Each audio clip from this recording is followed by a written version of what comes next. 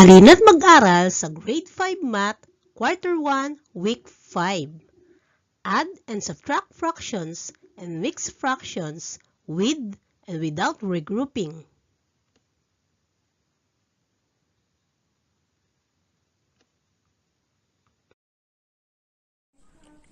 Magandang araw mga bata! Ngayon ay sagutan natin ang Learning Task 1. Add or subtract the following fractions. Ang given sa letter A ay 2 and 4 over 18 plus 6 over 18. So makikita natin na pareho sila ng denominator. Meron silang common denominator kaya ang tawag sa kanila ay similar fractions. Ang rule number 1, huwag nating baguhin ang denominator.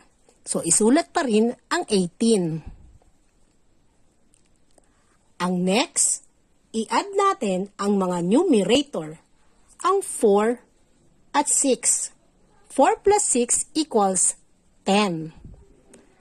Ang next na gagawin ay tingnan ang mga whole number. So ang whole number lang dito ay isa at ito ay ang 2. Wala siyang i-add. So isulat lang natin ang whole number na 2. So ang sagot ay 2 and 10 over 18. Hindi pa ito simplified. Kailangan nating i-lowest term. O isulat ang sagot sa lowest term. Paano natin gagawin? Isipin ang GCF ng 10 at 18. Pinag-aralan natin ang GCF. Ang GCF ng 10 at 18 ay 2. Pareho silang i-divide sa 2. Isulat uli ang whole number na 2. And then, mag-divide na tayo. 10 divided by 2 equals 5. 18 divided by 2 equals 9. So, ang sagot natin, o final answer, is 2 and 5/9.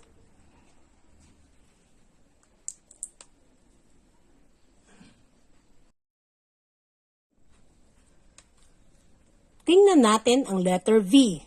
8 and 6/9 minus 3/9. So, tingnan uli natin ang denominator. Mayroon uli itong common denominator na 9. Isulat ang 9 at huwag baguhin. And then, let's subtract. Alin ang isasubtract? Ang numerator. 6 minus 3 equals 3. At isulat uli natin ang whole number na 8. Ang ating sagot, 8 and 3/9. Hindi pa rin ito simplify. Kaya, i-lowest term natin ang fraction na 3/9. Ano ang kanyang GCF ng 3 at 9? Ang 3. Parehong i-divide ang numerator at denominator sa 3. Isulat uli ang whole number na 8. 3 divided by 3 equals 1. 9 divided by 3 equals 3. So, ang final answer natin ay 8 and 1/3. Sagutan natin ang letter C. 7/8 minus 3/8. So, wag nating baguhin ang denominator. Dahil ito ay similar fractions. Isulat ang 8. And then, let's subtract the numerator. 7 minus 3 equals 4. Ang sagot ay 4/8. Hindi pa ito simplified. Kailangan ang sagot natin ay nasa lowest term. Ano ba ang GCF ng 4 at 8? Ang 4. I-divide natin ang numerator at denominator sa 4. 4 divided by 4 equals 1. 8 divided by 4 equals 2. Kaya ang sagot natin ay 1/2.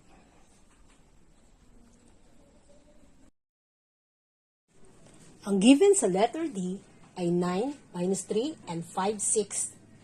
Gawin natin 8 ang 9. Bawasan natin ng isa. At kunin natin ang denominator na 6 over 6 which means 1. So 8 plus 1 equals 9. And then, isulat natin ang 3 and 5, 6. Pwede na tayong mag-minus ng numerator. 6 minus 5 equals 1 over 6. 8 minus 3 equals 5. Ang sagot, 5 and 1, 6. Ang given sa letter E ay 10 and 4 tenths minus 5 and 5 tenths.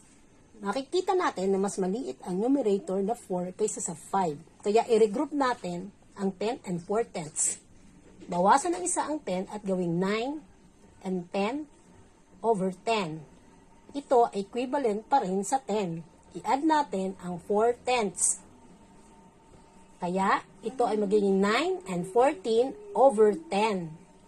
Minus 5 and 5 tenths. 9 minus 5 equals 4.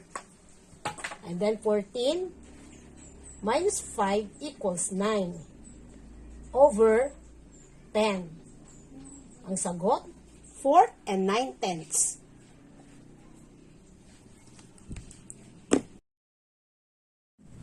Learning Task 2, number 1. 3 and 4, 6 plus 9 over 18. Isulat natin ang whole number na 3. At hanapin natin ang LCD o least common denominator ng 6 at 18. Katulad din ng pagkuha sa pinag-aralan natin na LCM. Ang LCD nila ay 18. I-divide natin ang mga denominator. 18 divided by 6 equals 3. 3 times 4, imumultiply natin sa taas sa numerator. 3 times 4 equals 12. Ganon din ang gawin sa baba. 18 divided by 18 equals 1. 1 times 9 equals 9. Pwede na tayong mag-add. I-add natin ang numerator. 12 plus 9 equals 21. Isulat uli ang 18 bilang denominator and then bring down 3. Makikita natin na hindi pa simplify ang 3 and 21 over 18. So, ang gagawin natin, i-divide ang 21 sa 18. 21 divided by 18 equals 1. 1 times 18 equals 18. Then, isubtract natin. The answer is 1, remainder 3. Ang sagot na 1 ay i-add natin sa whole number na 3. 3 plus 1 equals 4. Ang remainder ang magiging numerator. At hindi pa rin natin babaguhin ang ating denominator. The answer is 4 and 3 over 18. Kaya lang, hindi pa ito naka-lowest term. I-simplify uli natin. Ano ang GCF ng 3 at 18? Ang 3. Pareho natin silang i-divide sa 3. 3 divided by 3 equals 1. 18 divided by 3 equals 6. At isulat uli ang whole number na 4. Ang final answer natin ay 4 and 1, 6. Number 2. 10 minus 6 and 5, 6. So, makikita natin na walang fraction ang 10. At ang baba naman ay may kasamang fraction. So, ang gagawin natin, bawasan natin ng isa ang 10. Gawin natin 9. At yung isa ay gawin natin 6 over 6. Dahil ang denominator sa baba ay 6. Ang 6 over 6 ay equivalent din sa 1. Kaya 9 plus 6 over 6 equals 10. Pwede na tayong mag-subtract. Isulat ulit ang 6 and 5 over 6. Subtract natin ang numerator. 6 minus 5 equals 1. Isulat ang denominator na 6. 9 minus 6 equals 3. At ang sagot ay 3 and 1/6.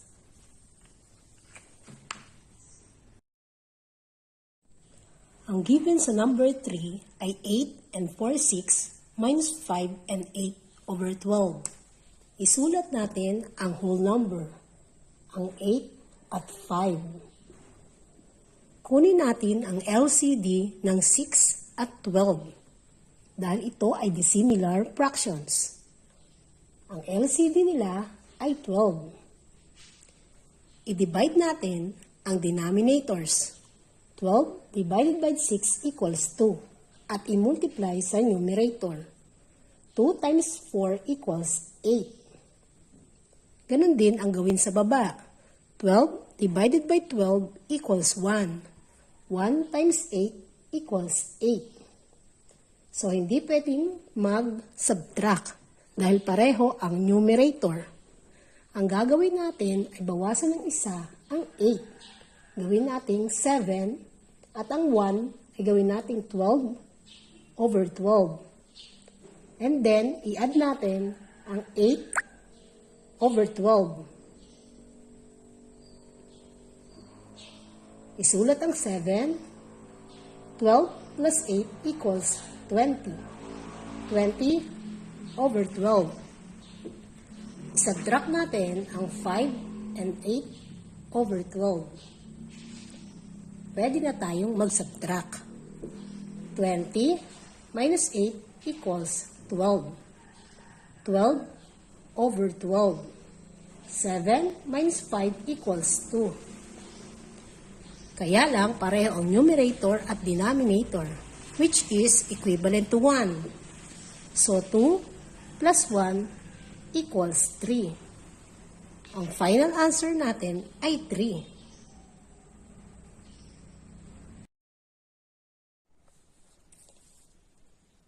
Ang given sa number 4 ay 9 and 3/5 minus 7 and 7 over 15. Isulat natin ang whole number na 9 at 7. Kunin natin ang LCD ng 5 at 15, which is 15. I-divide natin ang denominator at i-multiply sa numerator. 15 divided by 15 equals 3. 3 times 3 equals 9. 15 divided by 15 equals 1. 1 times 7 equals 7. Pwede na tayong mag-subtract. 9 minus 7 equals 2 over 15. 9 minus 7 equals 2. And the answer is 2 and 2 over 15.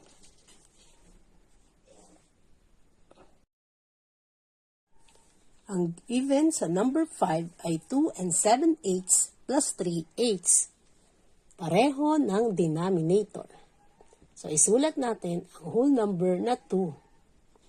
And then, i-add natin ang numerator. 7 plus 3 equals 10. Ang denominator ay 8. Makikita natin na mas malaki ang numerator. So, i-divide natin ang 10 sa 8.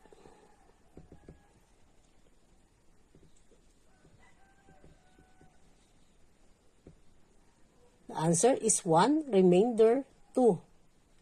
Ang sagot na 1 ay i-add natin sa whole number na 2. 2 plus 1 equals 3. Ang remainder ang magiging numerator at 8 pa rin ang denominator. Pwede pa nating isimplify ang 3 and 2/8. Ano ang GCF ng 2 at 8? Ang 2. So, i-divide natin sa 2. Isulat ang whole number na 3. 2 divided by 2 equals 1. 8 divided by 2 equals 4. Ang final answer natin, 3 and 1/4. Number 6. Ang given, 12 and 6/10 plus 5 and 5/10. magkapareho sila ng denominator. I-add natin ang whole number na 12 at 5. 12 plus 5 equals 17. I-add natin ang numerators. 6 plus 5 equals 11 over 10. Tandaan na hindi babaguhin ang denominator. So, makikita natin na mas malaki ang numerator. I-divide natin ang 11 sa 10. 11 divided by 10 equals 1. 1 times 10 equals 10.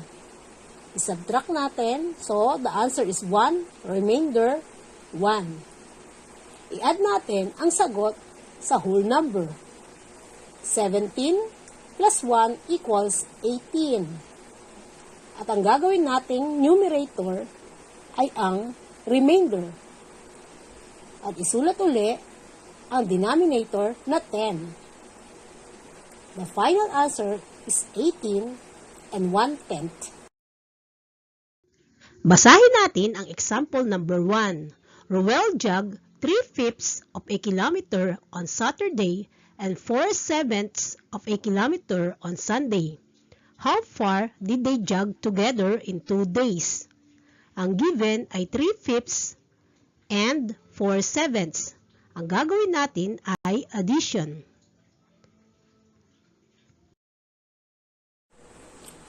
Ang given ay 3/5 plus 4/7. Makikita natin na ito ay dissimilar fraction kaya isinulat natin ng pahaba. So, kunin natin ang LCD ng 5 at 7 which is 35. I-divide natin ang mga denominator at i-multiply ang sagot sa numerator. 35 divided by 5 equals 7. 7 times 3 equals 21. 35 divided by 7 equals 5. 5 times 4 equals 20. So, i-add natin ang 21 at 20. 21 plus 20 equals 41 over 35. Ang sagot ay improper fraction, kaya gawin nating mixed number. I-divide natin ang 41 sa 35. 41 divided by 35 equals 1. 1 times 35 equals 35. Then, subtract. The answer is 1, remainder 6. So, ang 41 over 35, pag isinimplify natin o gawing mixed number, the answer is 1 and 6 over 35.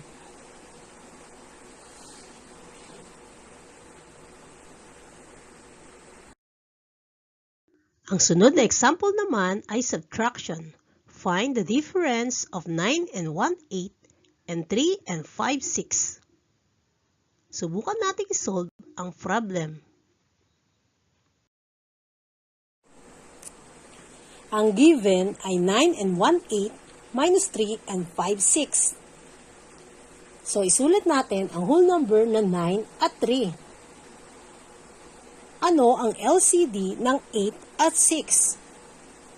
Ang 24. I-divide natin ang denominator. 24 divided by 8 equals 3. And then, i-multiply natin sa numerator. 3 times 1 equals 3. Ganon din ang gawin natin sa baba. 24 divided by 6 equals 4. 4 times 5 equals 20. Hindi natin pwedeng isubtract ang mga numerator. Kaya, bawasan natin ang whole number na 9. Bawasan ng isa, kaya ang sagot ay 8 and 24 over 24, which is equivalent to 1. 8 plus 1 equals 9. I-add natin ang 3 over 24.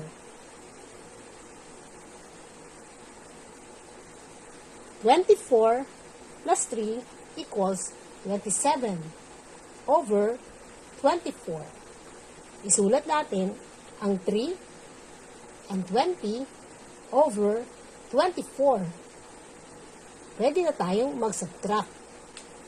27 minus 20 equals 7 over 24. 8 minus 3 equals 5. Ang final answer natin ay 5 and 7 over 24.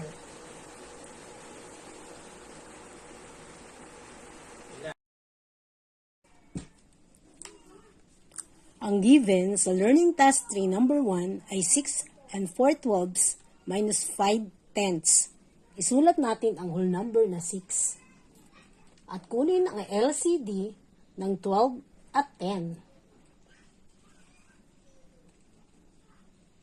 I-divide natin ang denominator.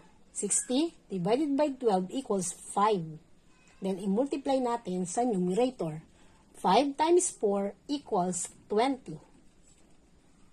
Ganon din ang gawin natin sa baba. 60 divided by 10 equals 6. 6 times 5 equals 30. Hindi tayo pwedeng mag-minus o mag-subtract dahil mas maliit ang 20 sa 30. Bawasan natin ng isa ang 6 at isulat ang 60 over 60 or equivalent din sa 1. Then, i-add natin ang 20 over 60. Magiging 5 and 80 over 60. Dahil in-add natin ang numerator. Pwede natin isulat ang 30 over 60. So, 80 minus 30 equals 50 and then 60 pa rin ang denominator. Ibaba natin ang whole number na 5. Ang answer ay 5 and 50 over 60. Ano ang GCF ng 50 and 60? Ang 10. Pareho natin silang i-divide sa 10. Isulat ang whole number na 5. 10, 50 divided by 10 equals 5. 60 divided by 10 equals 6. Ang final answer natin ay 5 and 5/6.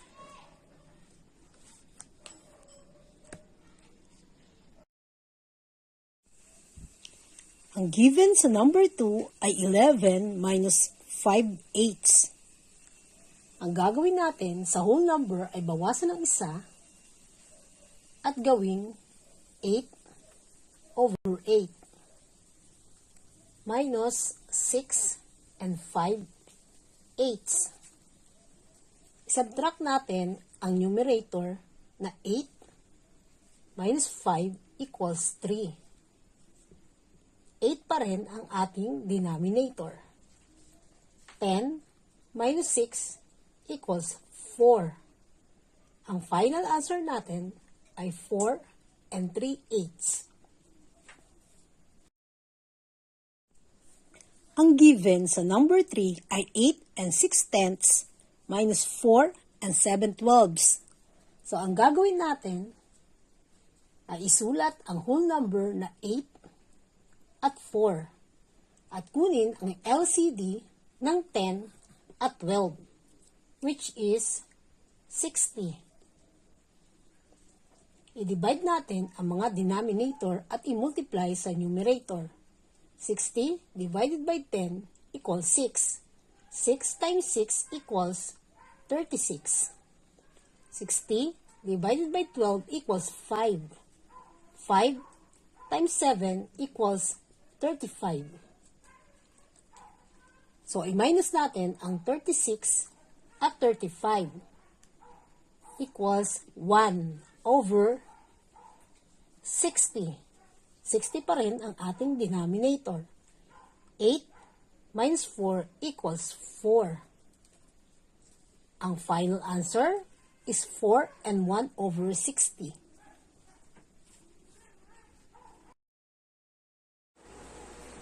Ang given sa number 4 ay 7 and 3 over 25 minus 6 and 4 over 15. Isulat natin ang whole number. Ang 7 at 6.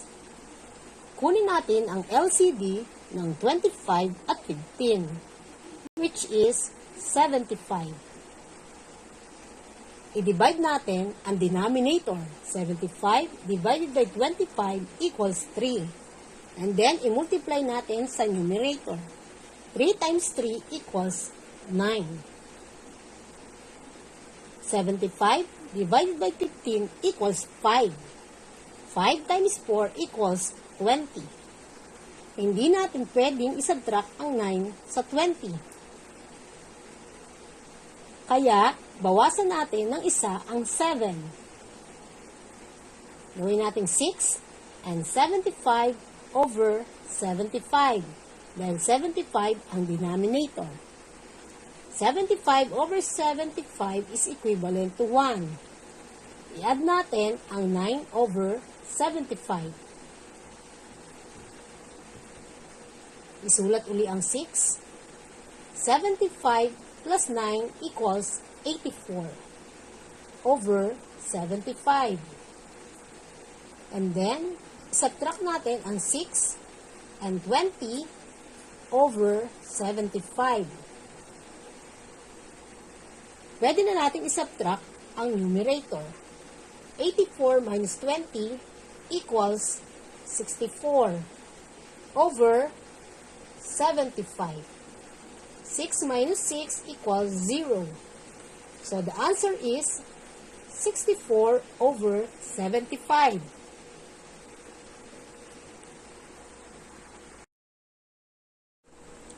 Number 5. 4 and 7/9 minus 3 over 15.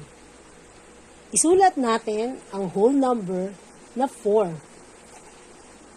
Ano ang kanilang LCD ng 9 at 15? Ang 45. I-divide natin ang mga denominators. 45 divided by 9 equals 5. 5 times 7 equals 35. 45 divided by 15 equals 3. 3 times 3 equals 9. Pwede na nating subtract ang numerator. 35 minus 9 equals 26 over 45. At isulat natin pababa ang 4. Meron pa ba itong lowest term?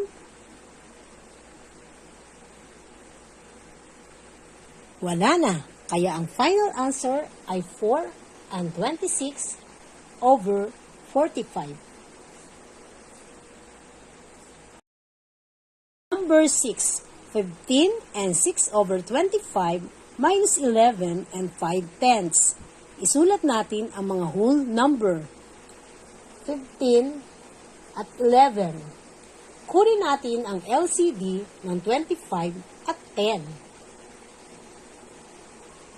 So, ang LCD ng 25 at 10 ay 50.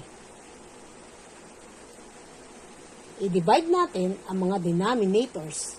50 divided by 25 equals 2. 2 times 6 equals 12. 50 divided by 10 equals 5. 5 times 5 equals 25. Hindi natin pwedeng i-subtract ang mga numerators.